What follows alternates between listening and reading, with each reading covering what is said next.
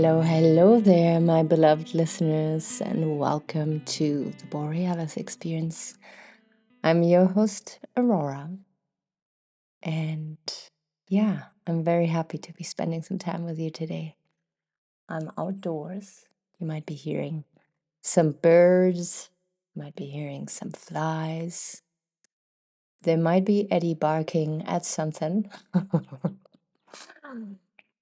And if I could, I would.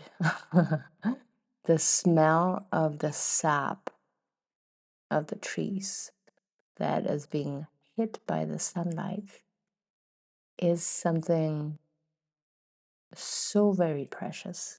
Oh, I love that smell so much, and I wish I could share it with you. Today, I want to talk about your body and how your body registers everything, everything from when you were born.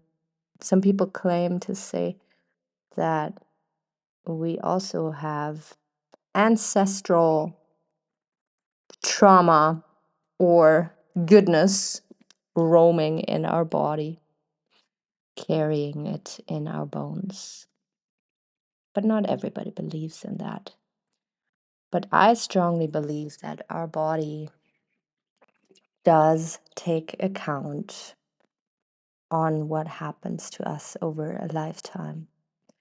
And if you realize this, that the body communicates 80% of all information to the brain, and only 20% of all communication goes from the brain to the body.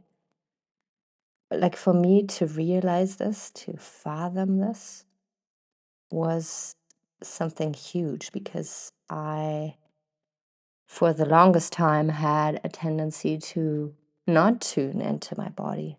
It's quite the opposite. I am a great student of dissociating from my body, numbing my body, not listening to my body. Maybe you can relate to this.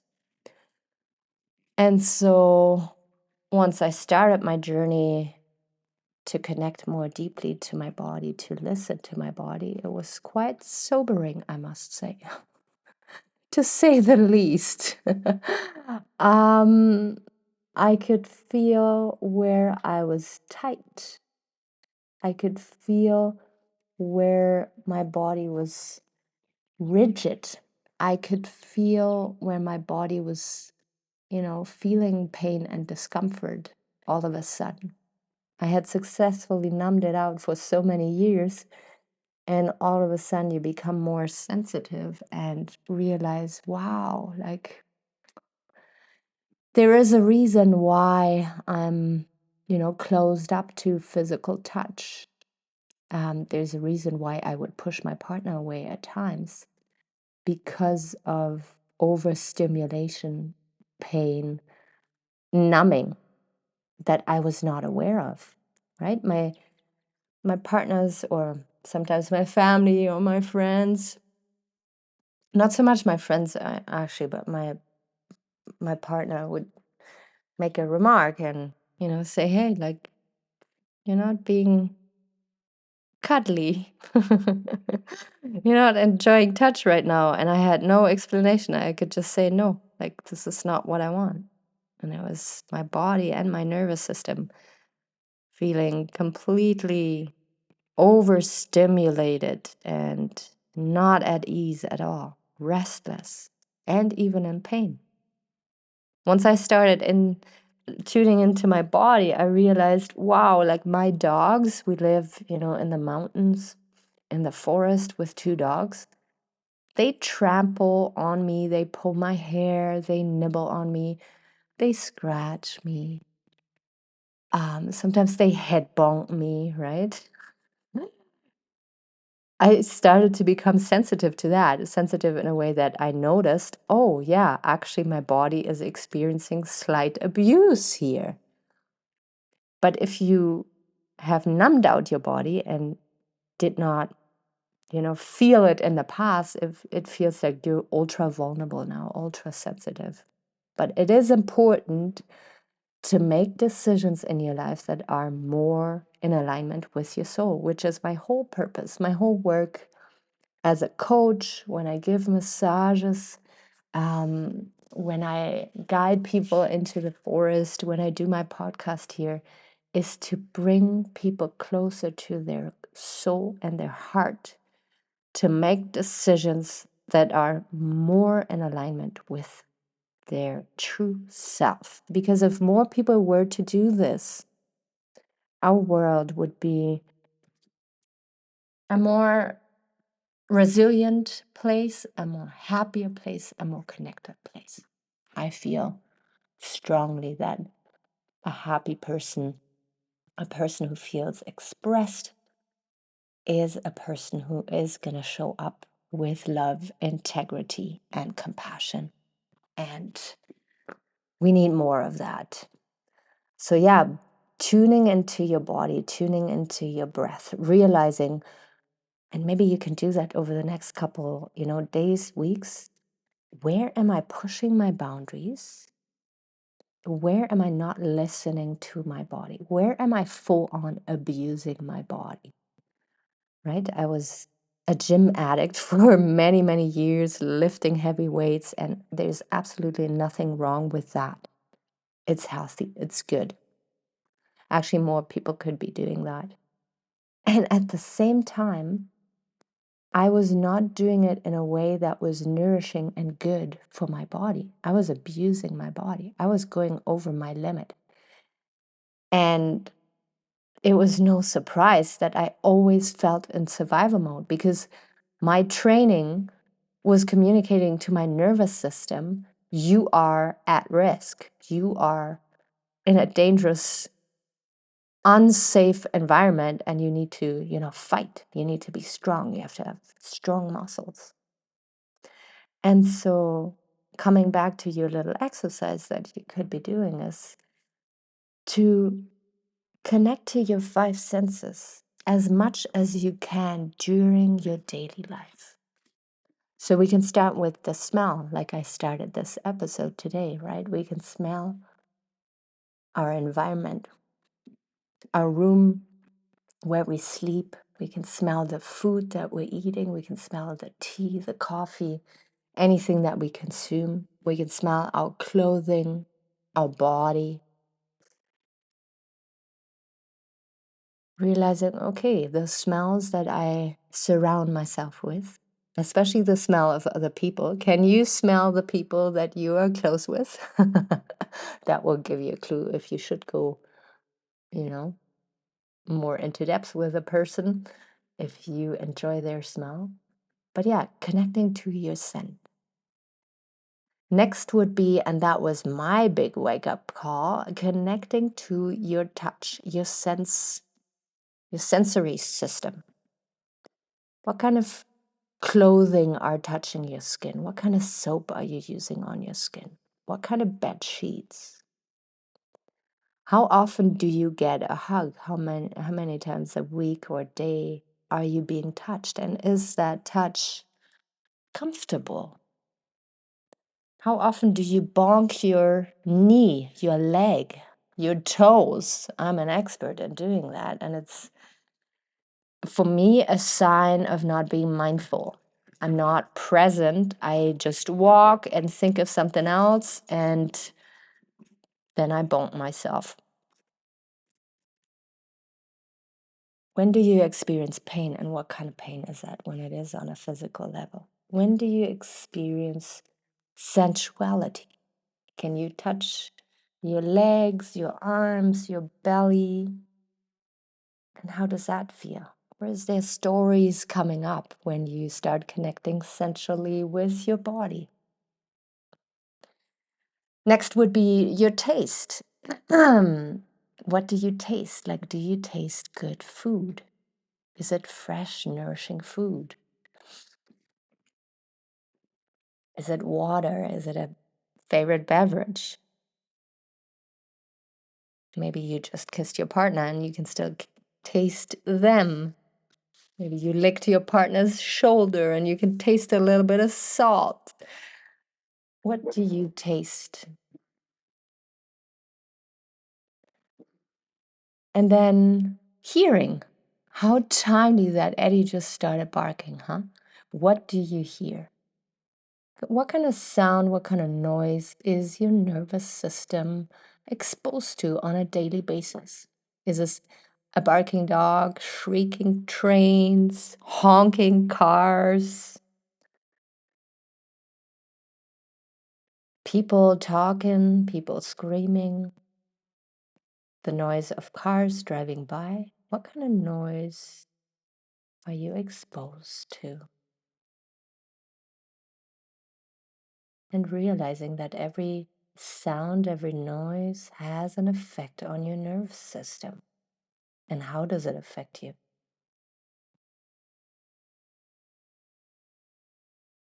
Next would be our vision. What do we see? I'll tell you this little secret here, and it's not a secret really, but us human beings, we are meant to look far and near, to see things moving far and near. And so it is really important that throughout your day, I'm not going to shame or blame you using your phone because I'm on my phone all the time as well, way too much. But it is important for the health of your eyes to look far away. It is also very calming for your nervous system to look around. When you feel anxious in a social setting, look around in the room and connect to objects. There's this little exercise that I could share with you in this regard. When you feel socially awkward or nervous, just connect to your environment and connect to your senses. Pick one thing that you can smell, one thing that you can taste. Pick maybe 3 or 4 things, depending what kind of environment you are, that you can see and connect to the objects or maybe to the people around you. And connect to the sound. What are you hearing close by? What are you hearing a little further apart? And this will calm down your nervous system because your nervous system is your protector. It wants you to be safe. And if you look around and connect with your environment and can confirm that you are safe, it is going to calm down. Very good.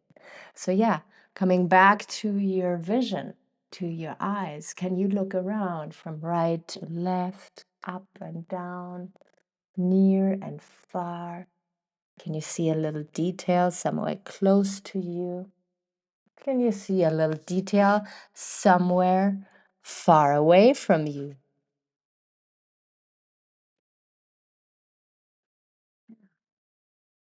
And so connecting to your touch, feeling the clothing, feeling sensations on your skin, right? Your skin is your biggest organ, not only when it comes to pleasure, but when it comes to receiving messages on a physical, touchy level, sensory level, connecting to the sound, connecting to taste, connecting to the smell, connecting to what you see. And in doing so, connecting more deeply to the information that is flowing from your body to your brain. Because if we're honest, your brain is amazing. No doubt about it. You're very intelligent, you're very sharp, you know how to problem solve. At the same time, your brain is not the best advisor when it comes to making decisions that, come from the heart, come from the soul. Because your brain is there to protect you from future pain. Your brain registered pain and recorded pain and disappointment in the past and will do everything in the book, and I really mean everything in the book, and will probably also go beyond to prevent you to experience pain and disappointment in the future. And that's okay. That can be very, very helpful. But at times, imagine your brain as being like the helicopter parent, and it's overcompensating just a little bit too much. It keeps your comfort zone way too tight, way too small. And it is healthy to hop over the fence of your comfort zone at times while staying connected to your body and your nervous system and exploring new territories. And like I said at the beginning, once you start connecting to your body, it might be a sobering awakening. It might not be comfortable. It might not be beautiful. And that's okay. You can allow, to move to the edge, to the part of this exercise where it feels a little bit uncomfortable, and stay there, soften there. Realize that you can create safety. You can increase your capacity to experience growth step by step, baby steps, and all along celebrating your steps. Whenever you connect to your body and you receive a message, honoring it and celebrating yourself. Now, one thing I just thought of when I briefly paused was that not only your brain will, be the helicopter parent and try to protect you overly strongly, but your nervous system as well. And your nervous system has recorded past pains and disappointments and will try to protect you from future disappointments by, preventing you to experience new things because that's dangerous. And so, in order for you to safely expand your comfort zone and to experience something new while being connected to your body, one of the most important things is to create safety in your own nervous system. And most of us, we're trying, so as long as we're unaware, we're trying to create safety in the environment by manipulating, controlling, people pleasing.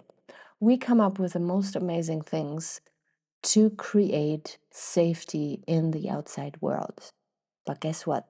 The outside world is super unpredictable. So we're actually exhausting ourselves and disconnecting from ourselves when doing this. So it is important, once you become aware of your body and its messages, that you connect to your own tools of safety and regulation. And I think I'm not going to, overdo it today, but I'm going to pack it into a next episode because it is a big topic, the most important topic of all, on how to create safety in your nervous system so that you can heal your nervous system. So today we talked about connecting to your body, familiarizing yourself with your five senses, and realizing that there might be numbness, there might be a little bit of abuse, there might be pain, and how important it is to become aware of that and how you can, start feeling comfortable and becoming more sensitive with that. And in our next episode here, I'm going to address safety and how to create safety in your nervous system, how to heal your nervous system and regulate it so that you can be your most grounded, self-loving, compassionate, successful in a relationship, way, person that you can be, your strongest, most resilient, loving self. I'm going to leave you with that. I'm going to get ready for my little yurt massage that I'll be offering here. And yeah, if you feel called to come out here and to spend some time in the forest, I have this super cool feature on my website where you can book your own retreat. You go onto under auroraeggertcoaching.com the yurt experience and retreats, and you will find a button that will lead you to a page where you can create your own retreat. You can have a sleepover in the yurt, you can have it a solo retreat or a little group of family or friends or whoever you want to connect more deeply to. And you can book any of my services from nature walk to relaxation massage to tantric wellness class. And it's just a beautiful offer that I'm very proud of and happy that more and more people are using and embracing. All right. I sent you into this day with so much love, and I'll be out there very soon again. Bye bye.